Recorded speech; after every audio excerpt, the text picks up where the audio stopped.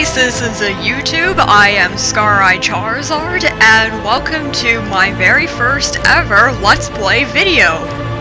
Not gonna lie, I'm a little nervous. I've never done anything like this before.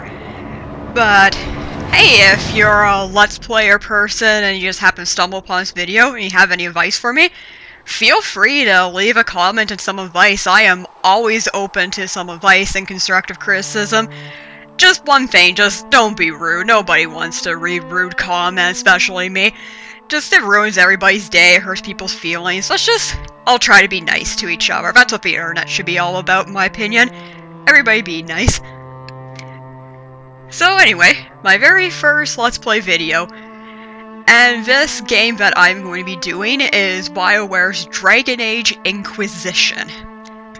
Now, there are quite a few Dragon Age Inquisition Let's Plays out there, don't get me wrong, but I kind of wanted to do something a little bit different with mine.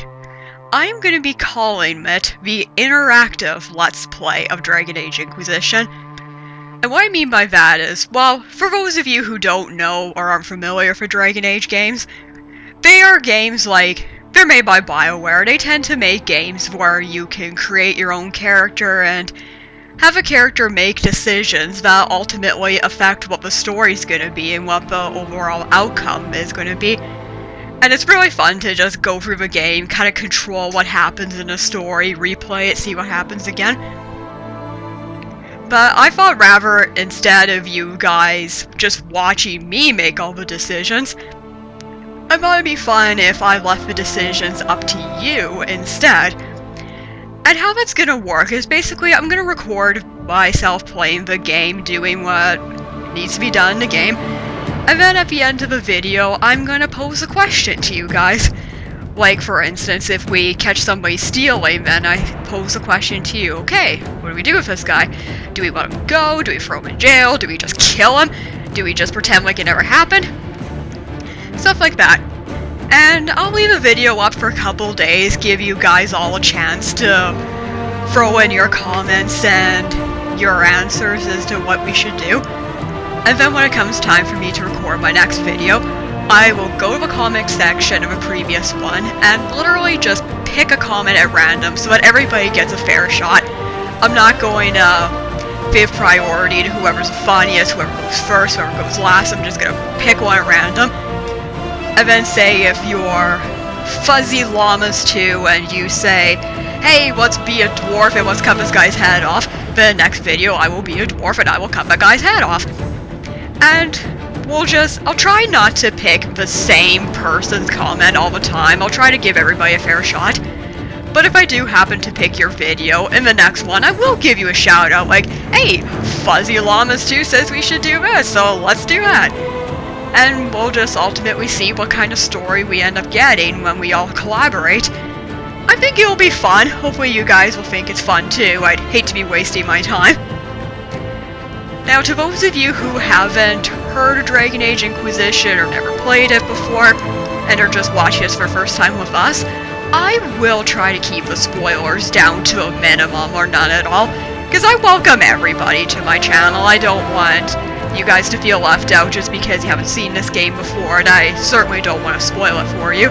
If you want to explore the game with us and kind of experience it with us, by all means I'm happy to do that for you. The only thing is, though, sometimes spoilers will inevitably show up. Sometimes with the questions I do need to spoil something. I will try to keep that to an absolute minimum as much as possible so that everybody gets a fair shot.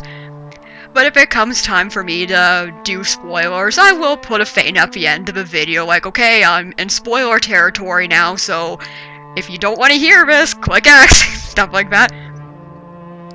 And yeah, that's essentially how I want it to work. Just I'll put up my video, you guys comment, I'll put up the next video based on the comment that I picked, and we'll just kind of get the ball rolling that way.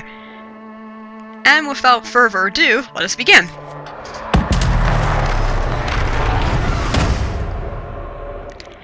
Now, in actuality, I'm not actually gonna start playing the game at this point because we have already encountered our first decision.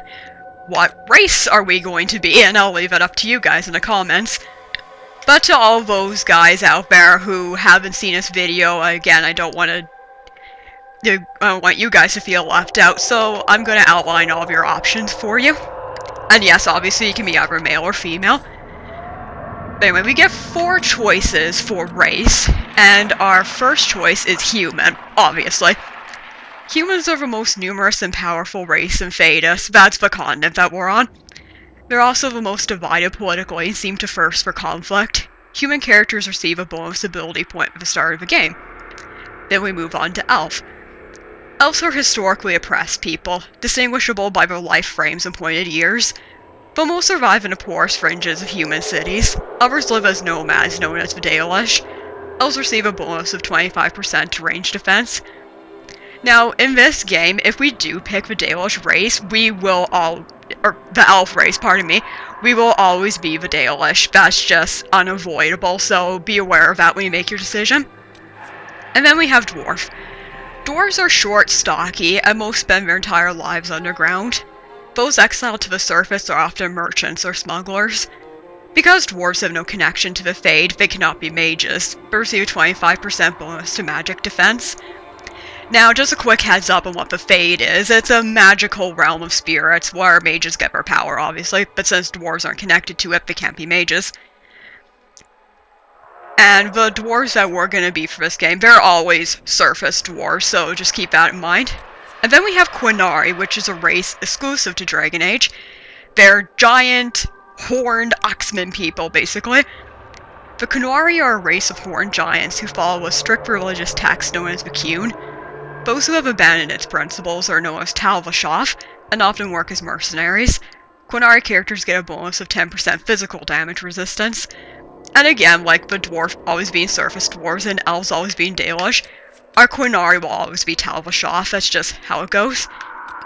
And then for human, we'll always be noble, but where we live depends on what class we pick, and I'll leave that as a surprise. But in order for me to show you guys what classes there are, I'm gonna have to pick a race, so let's pick Elf just for fun. Now, our choices for classes are either rogues, warriors, or mages, which is pretty basic, it's like that for most games. But anyway, rogues are fighters who rely on speed and agility rather than heavy armor, using skill and advantageous position on the battlefield to deal incredible damage. They may get up and close and personal with daggers, or strike from a distance with arrows.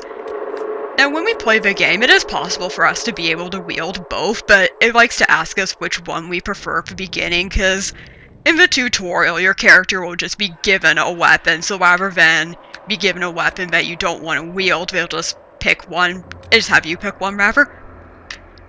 But anyway, we move on to Warrior. Warriors are frontline combatants, able to withstand incredible punishments and heavy armor.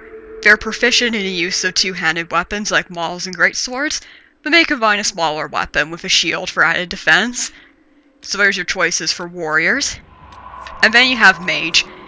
Mages channel magical power into spells capable of a wide range of effects, from debilitating opponents, protecting allies, or unleashing devastating elemental energy. Those who wield magic are widely feared for their abilities, and their rebellion against Chantry control has left the land in chaos. Ooh.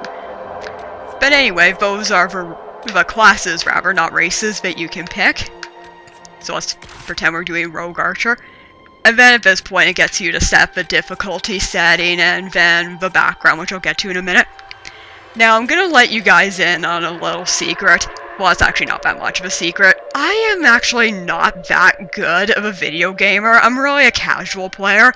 I always play in the easiest setting. I mostly just play for the stories and just do replay value and figure out how the stories could be different, so I'm most likely gonna play casual through this playthrough, so sorry if you wanted me to get frustrated in really bad battles, but you're probably gonna see that anyway, because again, I'm not a very good gamer.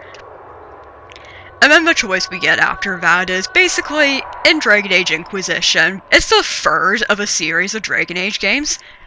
And if you have an internet connection, you can actually input decisions that you made in previous Dragon Age games, and it kind of alters parts of the story in Inquisition. Not a whole lot, but just a little bit. Now, unfortunately, my Xbox actually doesn't have an internet connection from where the house is, so you won't be seeing my background, which is unfortunate because I thought I had good backgrounds. But we're just gonna go with a default background for this playthrough. And to all those people out there that are wanting to see the DLC for Dragon Age, I sincerely apologize, but I actually don't have any of the DLC for Inquisition. Again, my Xbox doesn't have an internet connection, which makes it hard to get. And I also found out that the one DLC that I really wanted, Trespasser, is actually not available on Xbox 360, which is a rip-off in my opinion. But if the time comes and I get a PS4 or an Xbox One and I get this game for and all the DLC, I might do another interactive Let's Play of this where you can see all the DLC, we can experience it together. That'd probably be fun. Pardon me. But for now, I had to cut my losses and just do the basic of basics. So I, once again, apologize, but that's just how it goes. So now that we're reaching the end of the video, I'm going to pose my question for you guys today. What race do you want to see our main character be, and what class do you want them to be? And in the case of mages, we can either be mages that are more involved with protecting our allies, or mages that are more about just causing damage.